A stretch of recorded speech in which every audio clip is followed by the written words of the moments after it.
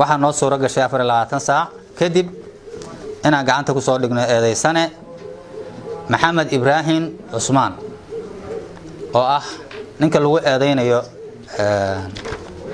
inuu ka dambeeyay falkaas xanuunka badnaa ee ku dhimatay Xamdi Maxamed Saalax Xamdi Maxamed Farax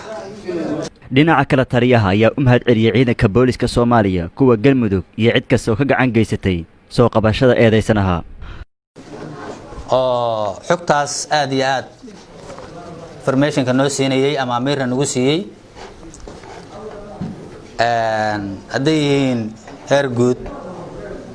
taliyaha ugu sareeya booliska Soomaaliyeed taliyaha xigeenka taliyaha Galmudug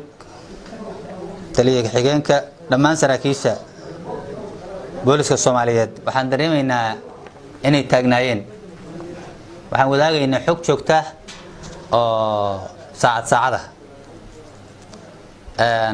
waxaan ognahay dadka Soomaaliyeed oo dhan inay taagan yihiin oo taagnaayeen waxaan rabnaa inaan cadeyno way taagan yihiin booliska Galmudug ama amir ayaan ku qabnaa inaan taagnaano saraakiisheena na siisay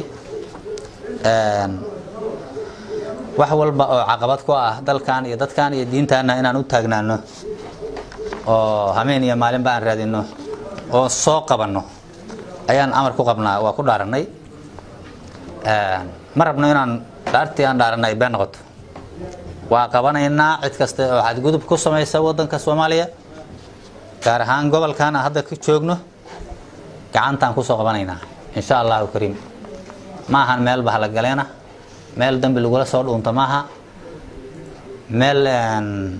dad arxan laawaahu gabadh